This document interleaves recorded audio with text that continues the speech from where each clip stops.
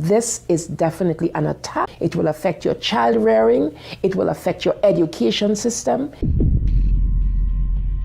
This is instructions for the teacher in the classroom to ask her or his students, how do people express their sexual feelings? What is abstinence? And here are some answers. Oral sex, masturbation, anal sex, massage, holding hands, touching each other's genitals, saying, I like you.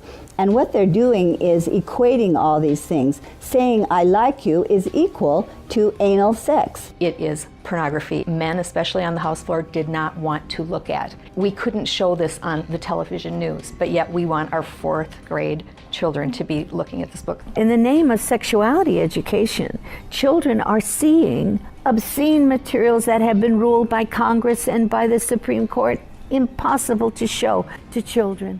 An online CSE program for African youth called The World Starts With Me tells children that sexuality includes oral sex and masturbation. It then tells them it's their own choice if they want to lose their virginity. It shows children pictures of naked girls and boys in various stages of development, and then asks them to point out differences in their private parts.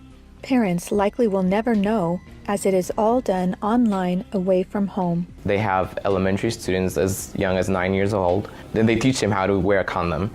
And they have this plastic genitalia, and they even have young girls. They're teaching them how to put a condom on a male genitalia and boys how to put a condom on a woman genitalia without the knowledge and consent of the parents. They're giving them handouts, negotiating sexual encounters with other students.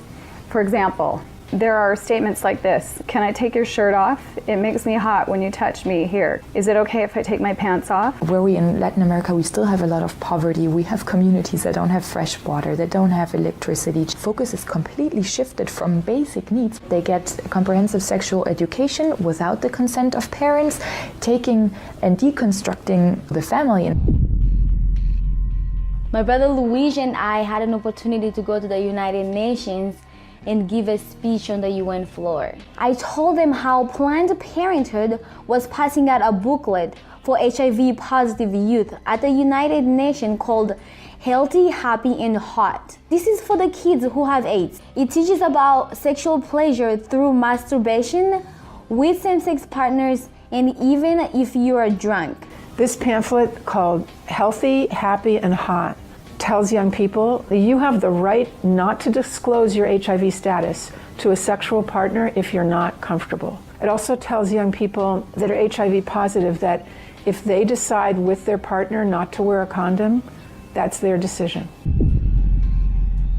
The World Health Organization standards for sexuality education in Europe actually suggest that children ages 0 to 4 should be given information about masturbation and given the right to explore their gender identity. For ages 4 to 6, children should be taught about same-sex relationships and respect for different norms regarding sexuality.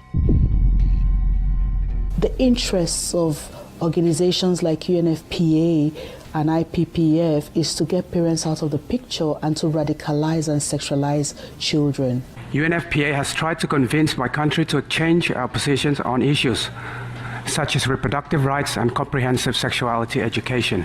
Madam Chair, does the UNFPA think it can do this because Nauru is the smallest member state of the United Nations? The Nigerian government was actually told by the Western countries that if they do not give in, that they will be denied foreign aid.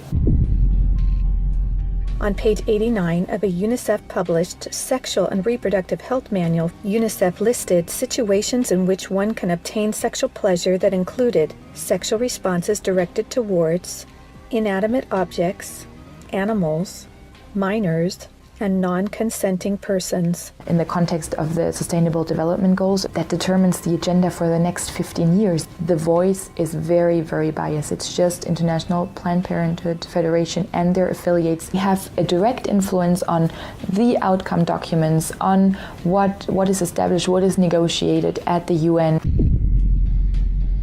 Some of the objectives of the UNESCO Sexuality Education Guidelines include teaching children at age 9 about sexual stimulation and the definition and function of orgasm, and at age 15, that both men and women can receive sexual pleasure with a partner of the same or opposite sex. The It's All One curriculum also promoted by International Planned Parenthood, reveals the multiple manipulative tactics used to indoctrinate and sexualize children through CSE. Like other CSE programs, It's All One claims, among other things, to be evidence-based, comprehensive, human rights, gender-sensitive, and culturally appropriate education that will increase young people's responsible decision-making, to reduce adolescent rates of pregnancy and sexually transmitted infections, including HIV. It's All One, however, like most CSE programs, is really just cleverly disguised abortion rights, sexual pleasure education, masquerading as human rights, gender, and sexual and reproductive health education. It aggressively promotes abortion. With over 112 references to abortion, It's All One has an obsessive focus on sexual pleasure, mentioning sexual pleasure 62 times.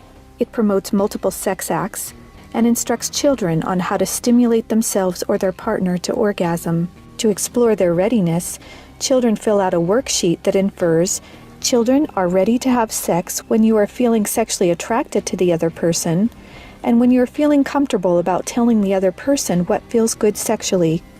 It teaches that human rights encompass sexual rights, including alleged rights to all persons to sexual expression and the right to seek sexual pleasure.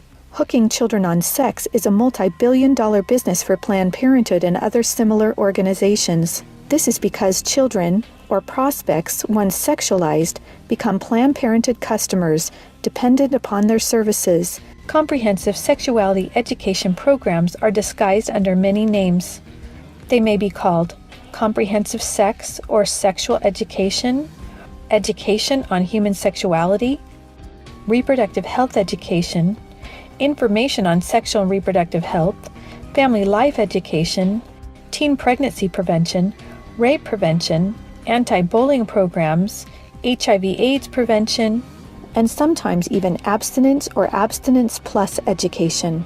CSE programs usually falsely claim to be age-appropriate, evidence-based, healthy sexuality education that will prevent teen pregnancy, sexual abuse, STDs, and HIV.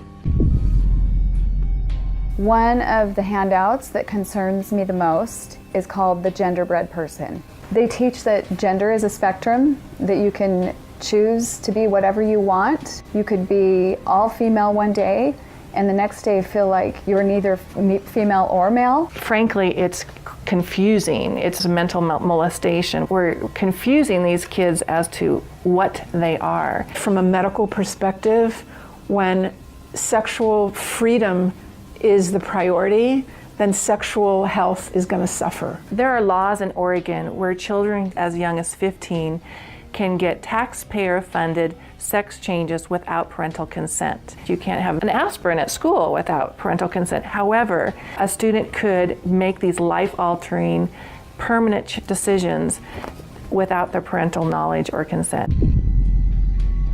Sexual rights, sexual education movements began with Dr. Alfred C. Kinsey. Kinsey actually had pedophiles measure with a stopwatch how many children could achieve what he called orgasms within a 24-hour period. Today, comprehensive sexuality education is based on this philosophy that children are sexual from birth, created by Kinsey. Say no to CSE! Say no to CSE! We've got to stop it. We've got to use everything at our disposal. We have to stand together to stop this attack against our children. And they have all this funding and this organization, but we know that if we stand together, we can do something for the family, for the children. We stopped the Kinsey sexuality education program in Croatia. It is time for parents to say, no, my family is mine. My wife is mine. I am hers. Our children are ours. Band together and find ways to stop it from entering your country. Men have to rise up, defend their family. On matters sexual, the fathers have got to stand up. Say, you have no place talking sexuality to my children. We resist it, even with our lives, because that's what life is all about. It's happening on our watch. If we don't do something about it, it is all of us that carry that guilt. To learn more and to sign the petition to stop comprehensive sexuality education, go to stopcsc.org. Together, we can and will protect the world's children.